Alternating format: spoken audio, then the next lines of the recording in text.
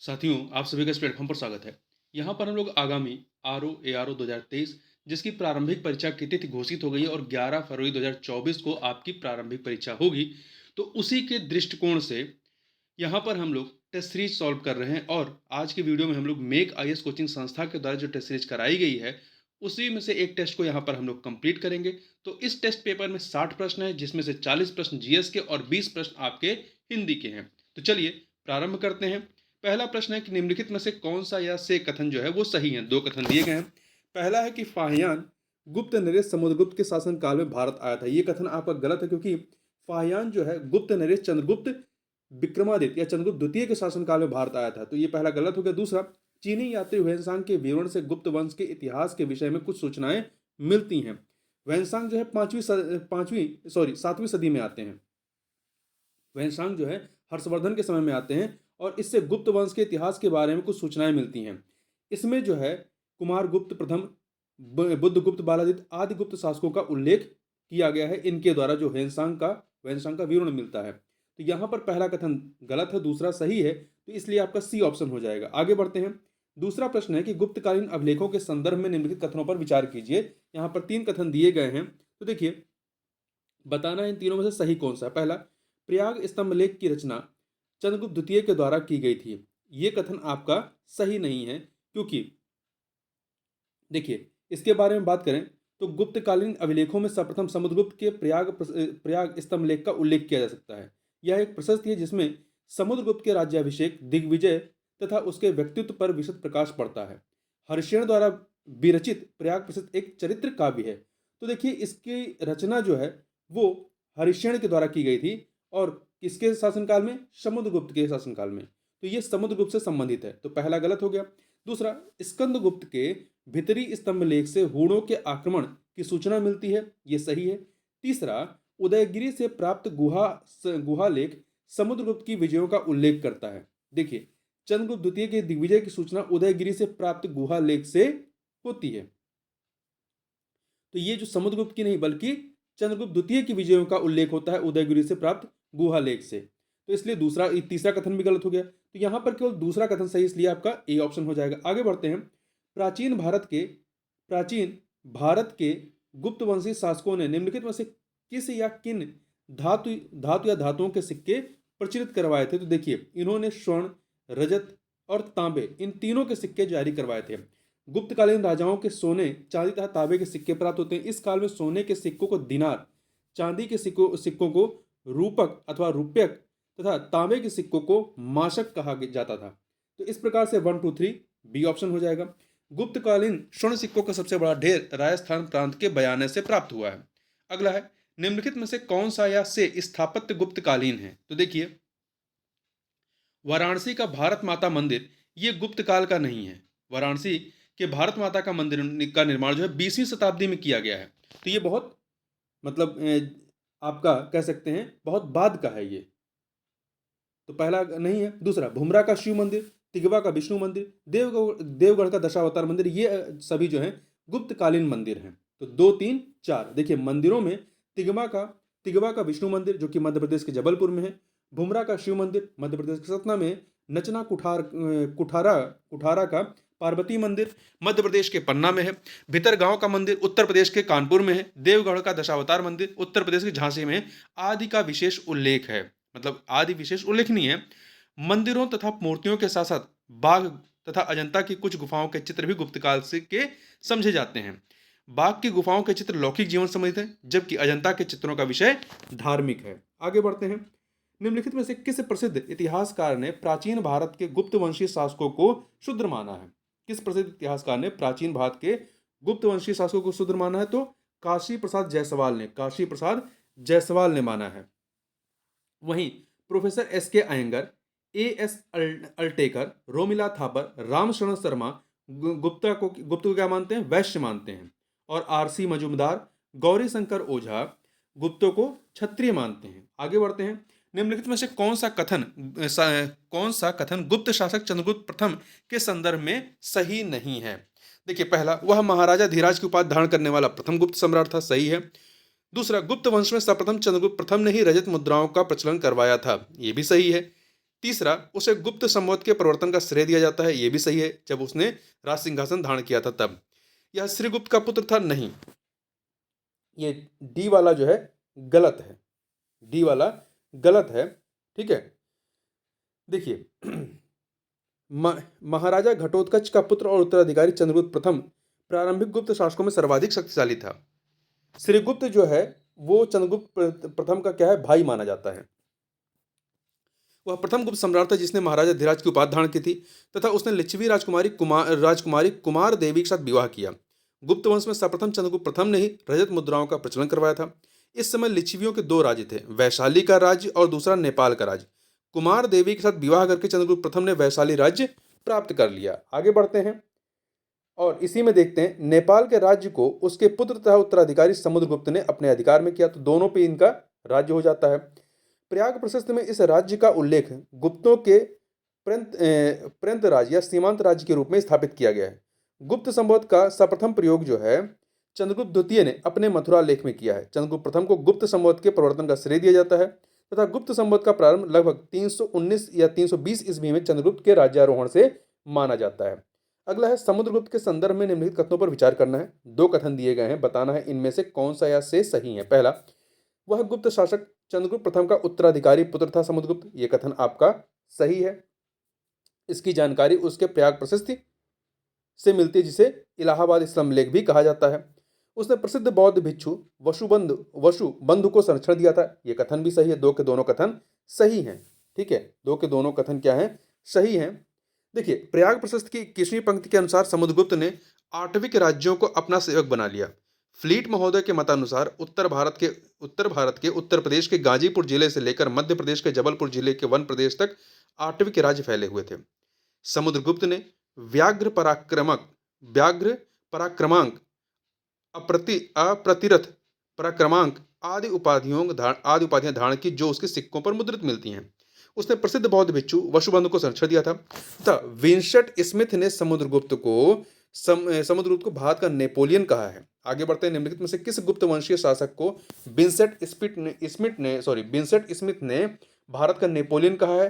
तो किसे कहा है? समुद्रगुप्त को कहा है। किसे कहा है? समुद्रगुप्त को। और समुद्रगुप्त महान संगीतज्ञ था जिसे बीड़ा वादन का बड़ा शौक था, क्योंकि ये कहा जा सकता है क्योंकि उसके सिक्कों पर उसके बीड़ा बजाते हुए प्रदर्शित किया गया है।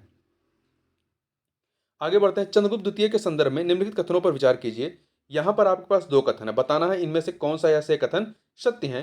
तो पहला है, वह गुप्त राजवंश का सर्वाधिक महत्वपूर्ण एवं शक्तिशाली शासक था चंद्रगुप्त द्वितीय, सही है। विक्रमांडु, विक्रमादित्य, परम भागवत आदि उसकी सुप्रसिद्ध उपाधियां थी। दो के दोनों कथन यहां पर सही हैं।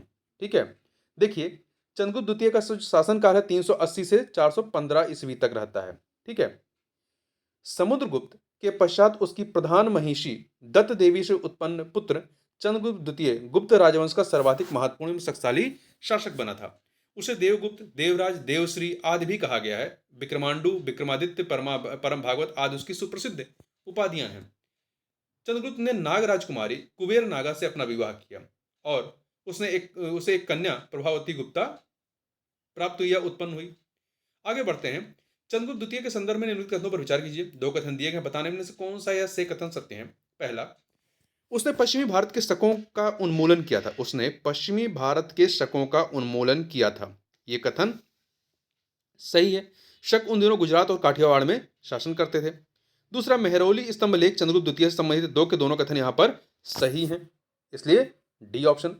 देखिए, शक विजय के पश्चात उसने शक की मुद्राओं के अनुकरण पर अपनी चांदी की मुद्राएं चलाई रुपयक नाम से। शक विजय के पश्चात पश्चिमी समुद्र तट के प्रसिद्ध बंदरगाह मृगकच्छ या भड़ोच के ऊपर उसका नियंत्रण हो गया।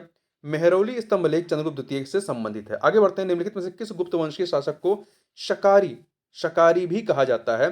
तो शकारी चंद्रगुप्त विक्रमादित्य को कहा जाता है। चंद्रगुप्त विक्रमादित्य तथा चंद्रगुप्त द्वितीय को कहा जाता है। चंद्रगुप्त द्वितीय ने शक मुद्राओं के ही अनुकरण पर चांदी के सिक्के उत्कीर्ण करवाए। पश्चिमी शक विजय के फलस्वरूप उसने व्याघ्र सिक्के उत्कीर्ण कराए तथा विक्रमादित्य की उपाधि धारण की। भारतीय अनुश्रुतियां उसे शकारी के रूप में स्मरण करती हैं। चंद्रगुप्त द्वितीय की दिग्विजयों का उल्लेख उसके उदयगिरी गुहा लेख से भी मिलता है। चंद्रगुप्त द्वितीय के समय में पाटलिपुत्र एवं उज्जैनी विद्या के प्रमुख केंद्र थे। उज्जैनी उसकी दूसरी राजधानी थी। आगे बढ़ते हैं, पशुपत संप्रदाय निम्नलिखित कथनों पर विचार कीजिए। के संबंध में निम्नलिखित कथनों पर विचार करना है। दो कथन दिए गए हैं, बताना है इनमें से कौन सा ऐसे सही है। पहला, पुराणों के अनुसार इस संप्रदाय की स्थापना लकुलीश नामक ब्रह्मचारी ने की थी। ये जो है कथन है पाशुपत संप्रदाय के संबंध में, ये कथन आपका सही है पहला। दूसरा, इसका प्राचीनतम अंकन कुषाण शासक कनिष्क की एक मुद्रा पर मिलता है। ये कथन गलत है, क्योंकि इसका प्राचीनतम अंकन कुषाण शासक कनिष्क नहीं, कुषाण शासक हुविष्क द्वितीय शती के मुद्रा पर मिलता है। तो यहां पर पहला सही, दूसरा गलत, इसलिए सी ऑप्शन हो जाएगा। देखिए, जो पशुपत संप्रदाय है यह शैवों का, शैव जो शंकर को मानते हैं, शैवों का सबसे प्राचीन संप्रदाय है, जिसकी उत्पत्ति ईसा पूर्व दूसरी सदी में हुई थी। पुराणों के अनुसार इस संप्रदाय की स्थापना लकुलीश अथवा लकुली नामक ब्रह्मचारी ने की थी। इस संप्रदाय के अनुयायी लकुलीश को शिव का अवतार मानते हैं। इस संप्रदाय के लोग अपने हाथ में एक या अगुड़ या दंड धारण करते थे, जिसे शिव का प्रतीक माना जाता था। गुप्त काल में भी इस संप्रदाय के अनुयायी थे। चंद्रगुप्त द्वितीय कालीन मथुरा लेख में उदिताचार्य नामक एक पाशुपत मतानुयायी का उल्लेख मिलता है, जिसने दो लिंगों की स्थापना करवाई थी। बाणभट्ट ने कादंबरी में इस संप्रदाय का उल्लेख किया है। कलचुरी कलचुरी चेदी वंश के शासक भी इस मत को मानने वाले थे। आगे चलते हैं। कथन कांड का प्रश्न है। देखिए, पहला कथन क्या है? चंद्रगुप्त द्वितीय शैव धर्मावलंबी था, जिसने परम भागवत की उपाधि धारण की थी। नहीं, शैव धर्मावलंबी नहीं, वैष्णव धर्मावलंबी था।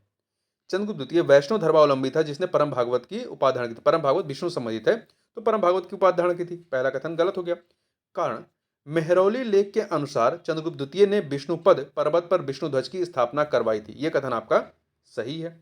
तो कथन सही गलत है और कारण सत्य है। कारण सत्य है, तो बी ऑप्शन हो जाएगा। उसका संधि विग्रहिक सचिव वीरसेन जो था वो शैव था, जिसने भगवान शिव की पूजा के लिए उदयगिरी पहाड़ी पर एक गुफा का निर्माण करवाया था। आगे बढ़ते हैं, क्वेश्चन नंबर 14 देखते हैं। चीनी बौद्ध यात्री फाहियान किस गुप्त नरेश के दरबार में आया था? चीनी बौद्ध यात्री फाहियान जो है चंद्रगुप्त द्वितीय के समय में भारत आया था। चंद्रगुप्त द्वितीय, डी ऑप्शन। अगला है, नैनार संतों के संदर्भ में निम्नलिखित कथनों पर विचार कीजिए। यहां पर दो कथन दिए गए हैं, बताना है कौन सा या से कथन सही है। पहला, नैनार ये प्राचीन काल में दक्षिण भारत में वैष्णव धर्म का प्रचार करने वाले संत थे। नहीं, ये नैनार जो थे शिव का प्रचार करने वाले संत थे। देखिए, अलवार और नैनार दो थे। अलवार विष्णु भक्त थे और नैनार शिव भक्त थे। ठीक है, तो पहला कथन आपका गलत हो गया। दूसरा, इनका प्रारंभिक उल्लेख पल्लवों के समय में मिलता है। यह कथन आपका सही है, तो पहला गलत, दूसरा सही, इसलिए बी ऑप्शन हो जाएगा। देखिए, दक्षिण भारत में शैव धर्म का प्रचार करने वाले संतों को नैनार कहा गया। इनकी कुल संख्या 63 थी। इनका प्रारंभिक उल्लेख जो है पल्लवों के समय में मिलता है। प्रमुख नैनार संतों में शमबंदर, तिरुनावुक्कुरुश, नंबी अंडार, नंबी, अदनूर, ये महिला नैनार थी, ये लोग शामिल थे। आगे बढ़ते हैं। मेगास्थनीज की इंडिका में हेराक्लीज की उपासना का उल्लेख मिलता है, जो संदर्भित करता है किसको? कृष्ण को। हेराक्लीज जो है कृष्ण को संदर्भित करता है। देखिए, मेगास्थनीज ने इंडिका में लिखा है कि सूरसेन मतलब मथुरा के लोग हेराक्लीज के उपासक थे, कृष्ण के उपासक थे। आगे बात करते हैं, निम्नलिखित में से कौन से प्रमुख अलवार संत थे? तो देखिए, इन चारों में से तिरुमंगई और अलवार मतलब जो विष्णु को मानते थे, तिरुमंगई और कोदई, ये जो हैं अलवार संत थे। तो आपका 1 और 2, जबकि तिरुनाउक्कुरुश और अदनूर ये आपके नैनार संत थे। आगे बढ़ते हैं। प्राचीन भारत के निम्नलिखित में से किस दर्शन ने वेदों की सर्वोच्चता को स्वीकार नहीं किया था? तो जो चरवाक थे वो वेदों की सर्वोच्चता को नहीं मानते थे, वो वेद को मानते ही नहीं थे। ठीक है, देखिए, प्रारंभिक भारतीय दार्शनिक परंपराओं को दो श्रेणी में बांटा जा सकता है, आस्तिक तथा नास्तिक। आस्तिक जो वेदों की सर्वोच्चता को मानते हैं, नास्तिक जो वेदों की सर्वोच्चता को नहीं मानते हैं। तो इस प्रकार से जो नास्तिक है उसमें आपका जैन, बौद्ध, चरवाक आते हैं, और जो वेदों की सर्वोच्चता को मानते हैं वो आस्तिक हैं, जैसे कि षडदर्शन है। ठीक है, आगे चलते हैं। यहाँ पे दो सूचियां हैं, दर्शन और उसके प्रवर्तक। यहाँ पे हमें सुमेलित करना है। देखिए, सांख्य दर्शन के प्रवर्तक कौन थे? सांख्य दर्शन के थे आपके कपिल, 3 से मिला दीजिए। न्याय दर्शन के कौन थे? अच्छपाद गौतम, न्याय दर्शन के गौतम थे, वन से मिलाइए। वैशेषिक के कौन थे? वैशेषिक के ऋषि कणाद थे, वैशेषिक के ऋषि कणाद थे, दो से मिला दीजिए। पूर्व मीमांसा दर्शन के जैमिनी थे, चार से मिला दीजिए। तो 3124 ए ऑप्शन हो जाएगा। फिर से थोड़ा देखते हैं। सांख्य के कपिल हैं, योग के पतंजलि हैं, न्याय के अच्छपाद गौतम हैं, वैशेषिक के उलूक या ऋषि कणाद हैं, मीमांसा या पूर्व मीमांसा के जैमिनी हैं, वेदांत और उत्तर मीमांसा के वादरायण हैं। आगे बढ़ते हैं। निम्नलिखित कथनों पर विचार करना है। दो कथन दिए गए हैं, बताना है उपयुक्त कथनों में से कौन सा या से कथन सही है। तो देखिए, पहला क्या है? पहला है कि प्राचीन भारत में हूणों का प्रथम आक्रमण गुप्त शासक समुद्रगुप्त के समय में हुआ था। नहीं, प्राचीन भारत में हूणों का प्रथम आक्रमण स्कंदगुप्त के समय में हुआ था, समुद्रगुप्त के समय में नहीं, स्कंदगुप्त के समय में हुआ था। और जूनागढ़ अभिलेख में हूणों को मलेच्छ कहा गया, ये कथन सही है। तो पहला गलत है, दूसरा सही है, इसलिए आपका डी ऑप्शन हो जाएगा। देखिए, इतिहासकारों द्वारा स्कंदगुप्त को एशिया अथवा यूरोप का ऐसा पहला शासक होने का श्रेय दिया जाता है जिसने हूणों को पराजित किया था। आगे बढ़ते हैं। मीमांसा दर्शन के संदर्भ में निम्नलिखित कथनों पर विचार कीजिए। दो कथन दिए गए, बताना कौन सा सही है। पहला, देखिए, इस दर्शन के प्रतिपादन में आचार्य पतंजलि का नाम अग्रगण्य है नहीं। पतंजलि योग से संबंधित थे। कर्मकांड यज्ञ आधारित इस दर्शन के प्रतिपादन में आचार्य जैमिनी का नाम अग्रगण्य है। ठीक है, तो पहला गलत हो गया। दूसरा, यह पुरोहितवाद वाह्य आडंबर को बढ़ावा देने वाला दर्शन रहा है। मीमांसा के अनुसार वेदों में कही गई बातें सत्य हैं। तो यहां पर पहला गलत है, दूसरा सही है, इसलिए आपका बी ऑप्शन हो जाएगा। आगे बढ़ते हैं। चलिए, अगला क्वेश्चन क्या है? अगला है, स्कंदगुप्त के समय किसने सुदर्शन झील के तट पर विष्णु की मूर्ति स्थापित कराई थी? तो चक्रपालित ने। किसने? चक्रपालित ने। ठीक है, यहां पर बी ऑप्शन। देखिए, सुदर्शन झील का निर्माण प्रथम मौर्य सम्राट चंद्रगुप्त के सुराष्ट्र प्रांत के राज्यपाल पुष्यगुप्त ने पश्चिमी भारत में सिंचाई की सुविधा के लिए करवाया था। अशोक के यवन अधिकारी तुषास्प ने इस झील पर बांध का निर्माण करवाया था। यह बांध प्रथम बार शक महाक्षत्रप रुद्रदामन के समय टूट गया, जिसका पुनर्निर्माण उसने अतुल धन व्यय करके, मतलब बहुत ज्यादा धन व्यय करके कराया था। अपने राज्यपाल सुविशाख के निर्देशन में करवाया था। स्कंदगुप्त के राज्यपाल चक्रपालित ने गिरनार में सुदर्शन झील के तट पर विष्णु की मूर्ति स्थापित कराई थी। महत्वपूर्ण है, याद रखिएगा और ध्यान रखिएगा। जो सुदर्शन झील है, इससे संबंध में चार लोगों के शासक आते हैं, चंद्रगुप्त, अशोक, रुद्रदामन और स्कंदगुप्त। आगे बढ़ते हैं। गुप्त युगीन शासन व्यवस्था के संदर्भ में निम्नलिखित कथनों पर विचार करना है। यहाँ पर दो कथन दिए गए हैं, बताना इनमें से कौन सा या से कथन सही है। पहला है, इस साम्राज्य गुप्त युगीन शासन व्यवस्था की, तो इस साम्राज्य की शासन व्यवस्था राजतंत्रात्मक थी। सही है। इस काल में राजपद का अधिकतर वंशानुगत था। सही है, राजा कड़ का ही राजा हो रहा था। तो दो के दोनों कथन यहाँ पर सही है, तो डी ऑप्शन हो जाएगा। देखिए, गुप्त साम्राज्य की शासन व्यवस्था राजतंत्रात्मक थी।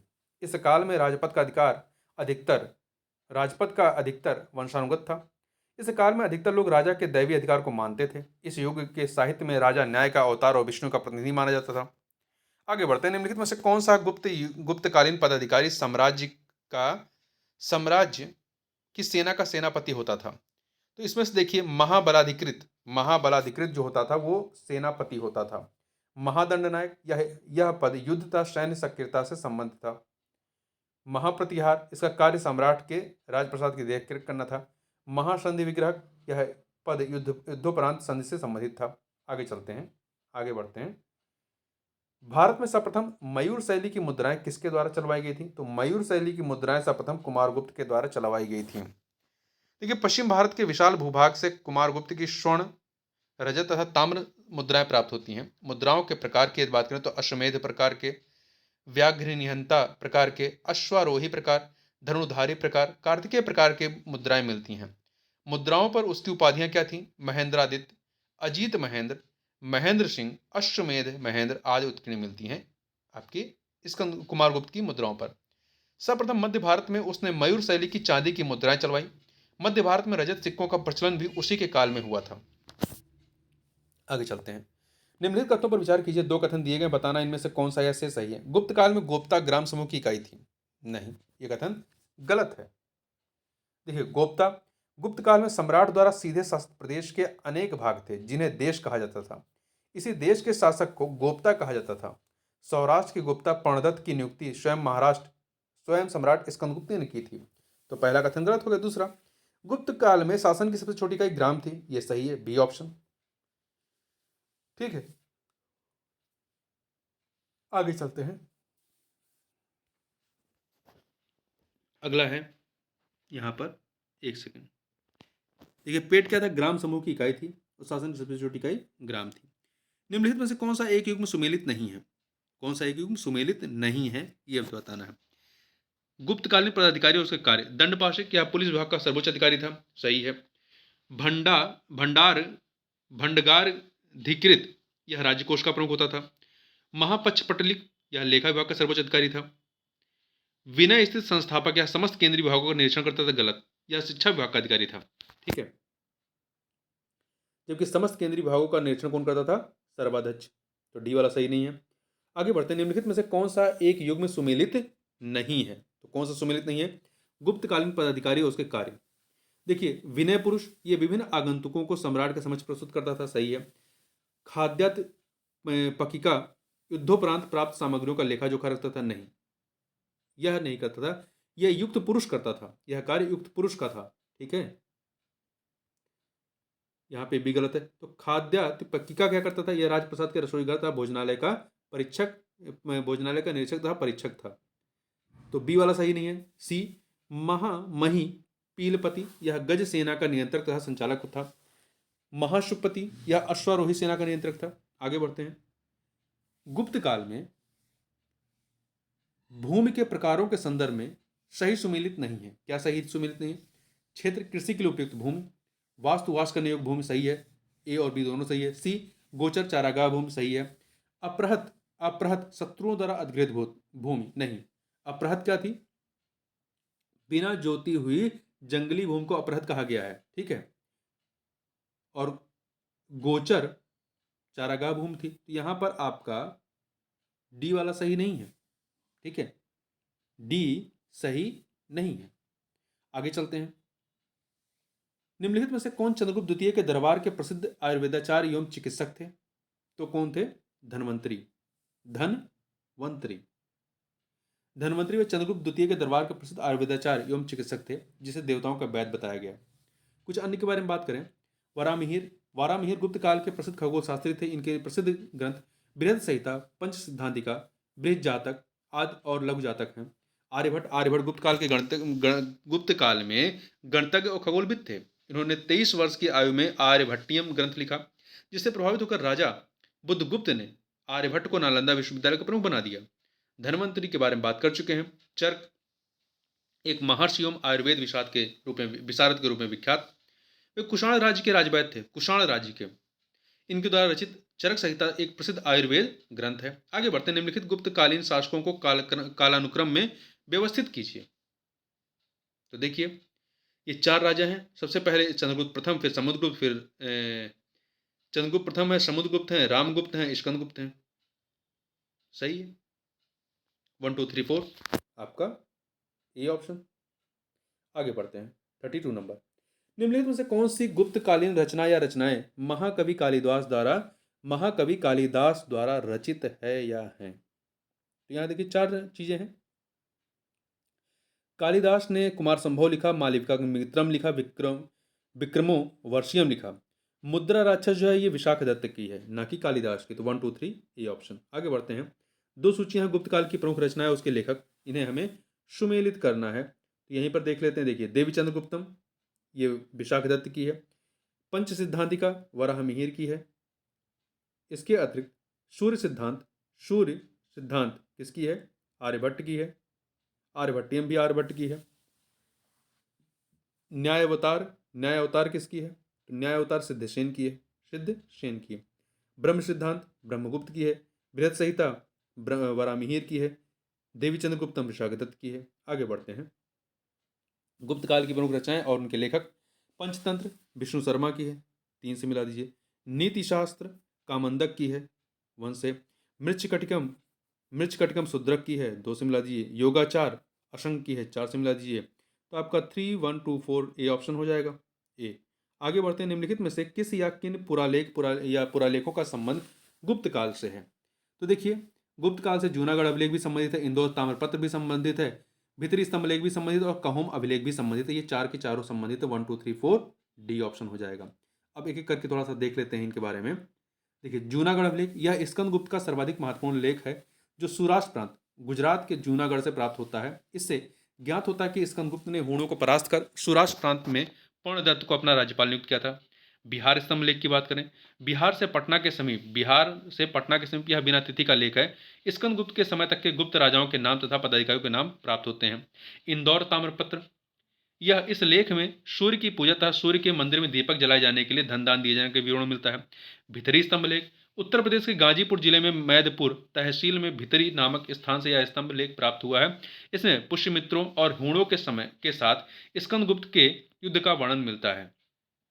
कहोम अभिलेख, उत्तर प्रदेश के गोरखपुर जिले में स्थित कहोम नामक स्थान से इस अभिलेख से पता चलता है कि मद्र नामक एक व्यक्ति ने 5 जैन तीर्थंकरों की प्रतिमाओं का निर्माण करवाया था।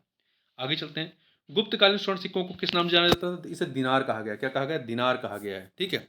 मौर्योत्तर काल में सोने के निष्क, सुवर्ण तथा पल, चांदी का शतमान, तांबे का काकनी सिक्का प्रचलन में था। आगे चलते हैं। देखिए, निम्नलिखित में से कौन सा गुप्तकालीन मंदिर वर्तमान उत्तर प्रदेश में स्थित है? तो कौन सा है? भितरगांव का मंदिर। भितरगांव का मंदिर जो है ये उत्तर प्रदेश के कानपुर में है। भुमरा का शिव मंदिर मध्य प्रदेश के सतना में है। तिगवा का विष्णु मंदिर मध्य प्रदेश के जबलपुर में है। शिरपुर का लक्ष्मण मंदिर ये छत्तीसगढ़ के रायपुर के निकट शिरपुर या श्रीपुर में है। ठीक है। आगे चलते हैं। गुप्तकालीन आर्थिक जीवन के संदर्भ में निम्नलिखित में से कौन सा कथन सत्य नहीं है? तो देखिए, पहला, कपड़े का निर्माण करना इस काल का सप्रमुख उद्योग था। सही है। इस काल में व्यवसाय एवं उद्योग का संचालन श्रेणियां करती थी। सही है। इस काल में नदी मार्गों के माध्यम से भी व्यापार होता था। सही है। इस समय ताम्रलिप्त अरब सागर में स्थित प्रमुख बंदरगाह था। नहीं, ये ताम्रलिप्त अरब सागर में नहीं बल्कि आपकी बंगाल की खाड़ी की तरफ का था। ठीक है, बंगाल की खाड़ी। तो यहां पर डी वाला सही नहीं है। आगे चलते हैं। अगला है, गुप्तकालीन पुस्तकों एवं उनके लेखकों के संदर्भ में निम्नलिखित युगों में से कौन सा सुमेलित नहीं है? आर्यभट्टियम आर्यभट्ट की है। बृहजातक वराहमिहिर सही है। पंच सिद्धांतिका छपड़क, पंच सिद्धांतिका जो है ये छपड़क की नहीं है, वराहमिहिर की है। वराहमिहिर की है, तो आपका सी वाला सही नहीं है। अष्टांग हृदय वाणभट्ट की सही है। ठीक है। आगे चलते हैं। अगला है, निम्नलिखित में से कौन सा या से गुप्त साम्राज्य के पतन का या के कारण निम्नलिखित का कारण निम्नलिखित था या थे? अयोग्य उत्तराधिकारी सही है। उत्तराधिकार के निश्चित नियम का अभाव सही है। प्रांतपतियों के विशेषाधिकार, साम्राज्य की विशालता, ये सभी के सभी पतन के कारण थे। तो डी ऑप्शन 1 2 3 4। अब चलिए हिंदी के प्रश्नों को देखते हैं। निम्नलिखित में से कौन सा एक विलोम शब्द युग में सुमेलित नहीं है? तो देखिए, अभिज्ञ का प्रज्ञ नहीं होता, अभिज्ञ का अनभिज्ञ होता, अभिज्ञ का अनभिज्ञ होता, प्रज्ञ का क्या होता है? मूढ़ होता, प्रज्ञ का मूढ़ होता है। अमि का विष सही है। अर्पण का ग्रहण सही है। आगे बढ़ते हैं। निम्नलिखित में से कौन सा एक शब्द अर्वाचीन का विलोम है? अर्वाचीन का विलोम क्या होगा? अर्वाचीन का विलोम प्राचीन होगा। अर्वाचीन नवीन आधुनिक ये सभी क्या है? समानार्थी। इसका विलोम क्या होगा? प्राचीन। निम्नलिखित में से कौन सा एक विलोम शब्द को सुमेलित नहीं है? देखिए, अपकार का उपकार सही है। अपकार का उपकार सही है। अपेक्षा का उपेक्षा सही है। अवलंब का विलंब नहीं होगा, अवलंब का निरालंब होगा। अवलंब का निरालंब होगा, अविलंब का विलंब होगा। विलंब का विलंब हो जाएगा। यहाँ पे सी सही नहीं, अल्प का अधिक हो जाएगा। निम्नलिखित में से कौन सा एक विलोम शब्द को सुमेलित नहीं है? देखिए, अधम का धार्मिक नहीं होगा, अधम का उत्तम होगा। अधम का उत्तम होगा, धार्मिक का धार्मिक होगा। तो ए वाला सही नहीं है। अनाथ का सनाथ सही है। अवनत का उन्नत सही है। अंतरंग का बहिरंग हो जाएगा। निम्नलिखित में से कौन सा एक शब्द आदर का विलोम नहीं है? आदर का विलोम नहीं है। आदर का अनादर होगा, आदर का निरादर भी होगा, आदर का तिरस्कार भी होगा, परंतु आदर का अदेय नहीं होगा। अदेय का देय होता है। D option. निम्नलिखित में से कौन सा एक विलोम शब्द युग में सुमेलित नहीं है? कौन सा एक विलोम शब्द युग में सुमेलित नहीं है? तो देखिए, अंशतः, अंशतः का पूर्णतः सही है। अल्पकालीन का दीर्घकालीन सही है। बहुगी का सर्वज्ञ सही है। बहुगी का नहीं, बहुगी का सर्वज्ञ नहीं है। बहुगी और सर्वज्ञ दोनों क्या है? समानार्थी हैं। इसका अल्पज्ञ होगा। यहाँ पे सी वाला सही नहीं है। पुरातन का अधुनातन होगा। अधुनातन। आगे बढ़ते हैं। निम्नलिखित में से कौन सा एक विलोम शब्द युग में सुमेलित नहीं है? तो देखिए, अस्पृश्य का स्पृश्य सही है। स्वीकार का अस्वीकार सही है। अवनी का पृथ्वी नहीं होगा। अवनी पृथ्वी का ही क्या है, पर्यायवाची है। तो अवनी पृथ्वी दोनों का ही क्या होगा, अंबर आकाश नभ, ये हो सकता है, सी ऑप्शन। आगे बढ़ते हैं। निम्नलिखित में से कौन सा एक विलोम शब्द युग्म सुमेलित नहीं है? देखिए, अधर्म का धर्म होगा, अदोष का दोष रहित नहीं होगा, अदोष का दोष रहित नहीं होगा, अदोष का क्या होगा, सदोष होगा। यहाँ पर बी वाला सही नहीं है। अल्पायु का दीर्घायु सही है। अभ्यस्त का अनभ्यस्त सही है। निम्नलिखित में से कौन सा एक विलोम शब्द युग्म सुमेलित नहीं है? देखिए, अनुरक्त का व्यक्त होगा, अतल का प्रवर नहीं होगा, अतल का वितल होगा, अतल का वितल होगा, बी ऑप्शन सही नहीं है। अरुचि का सुरुचि सही है, अज्ञ का विज्ञ सही है, और यहाँ पर प्रवर का क्या होगा, अवर होगा। निम्नलिखित में से कौन सा एक शब्द पूर्णिमा का विलोम है? पूर्णिमा का विलोम क्या होगा, अमावस्या होगा। पूर्णिमा का विलोम अमावस्या होगा। जबकि पूनम, पूर्णमासी, पूनम, पूर्णमासी ये पूर्णिमा के समानार्थी हैं। निम्नलिखित में से कौन सा एक विलोम शब्द युग्म सुमेलित नहीं है? अनागत का आगत होगा। अनागत का क्या होगा, आगत होगा, ना कि इष्ट। इष्ट का अनिष्ट हो जाएगा। अस्ताचल का उदयाचल हो जाएगा। अनातुर का आतुर हो जाएगा। अनैतिहासिक का ऐतिहासिक हो जाएगा। अस्त का उदय होगा। अगला है, निम्नलिखित में से कौन सा एक विलोम शब्द युग्म सुमेलित नहीं है? देखिए, अपचार का उपचार, अपचार का उपचार सही है। अवरोह का आरोह सही है। अवरोह का आरोह सही है। ठीक है। अंधकार का प्रकाश सही है। सभी के सभी सुमेलित हैं। निम्नलिखित में से कौन सा एक शब्द अनादि का विलोम है? अनादि का विलोम कौन सा है इसमें? अनादि का विलोम आदि हो जाएगा। अनादि का आदि हो जाएगा। देखिए, अंत और अनादि दोनों ही क्या समानार्थी, अनादि और अंत समानार्थी, इसका आदि होगा। इच्छा का अनिच्छा होगा। विराग का अनुराग होगा। निम्नलिखित में से कौन सा एक शब्द अथ का विलोम है? अथ का विलोम, अथ का विलोम क्या होगा, इति होगा। अथ का विलोम इति होगा। ठीक है, आगे चलते हैं। अनुज का विलोम क्या होगा? अनुज का विलोम अग्रज होगा। अनुज का विलोम अग्रज होगा। निम्नलिखित में से कौन सा एक विलोम शब्द युग्म सुमेलित नहीं है? अनुपस्थित का उपस्थित होगा। अनुपस्थित का उपस्थित। अज्ञान का ज्ञान। अनुकूल का प्रतिकूल होगा। सभी के सभी यहाँ पे क्या है, सही है। निम्नलिखित में से कौन सा एक शब्द अनिवार्य का विलोम है? अनिवार्य का विलोम क्या होगा, वैकल्पिक होगा। अनिवार्य का विलोम वैकल्पिक होगा, निवार्य होगा, निवार्य होगा। ठीक है, तो यहाँ पे ए और बी दोनों सही हैं, डी ऑप्शन। अगला है, निम्नलिखित में से कौन सा एक विलोम शब्द युग्म सुमेलित नहीं है? अभिमान का सम्मान नहीं होगा। देखिए, अभिमान का क्या होगा, अभिमान का नम्रता होगा। अभिमान का नम्रता होगा, और सम्मान का अपमान होगा। अनुग्रह का विग्रह होगा। अगम का सुगम होगा। अर्वाचीन का प्राचीन होगा। निम्नलिखित में से कौन सा एक विलोम शब्द युग्म जो है सुमेलित नहीं है? तो देखिए, अवनी का उन्नत नहीं होगा, अवनी का अंबर होगा। अवनी का अंबर होगा। उन्नति का क्या होगा, अवनति होगा। उन्नति का अवनति होगा। लफंगा का भला शरीफ होगा। अमीर का गरीब होगा। लथपथ का सूखा होगा। अच्छाई का बुराई होगा। निम्नलिखित में से कौन सा एक विलोम शब्द युग्म सुमेलित नहीं है? देखिए, सकाम का निष्काम, सुकर्म का कुकर्म, संग्रह का विग्रह। संग्रह का विग्रह नहीं होगा। संग्रह का क्या होगा, त्याग होगा। संग्रह का विग्रह नहीं होगा, संग्रह का त्याग होगा। विग्रह का संधि होगा, संधि विग्रह। वाद का प्रतिवाद सही है। सी वाला यहाँ पर सही नहीं है। तो इस प्रकार से इस वीडियो में बस इतना ही। मिलते हैं नेक्स्ट वीडियो में, तब तक के लिए बहुत बहुत धन्यवाद।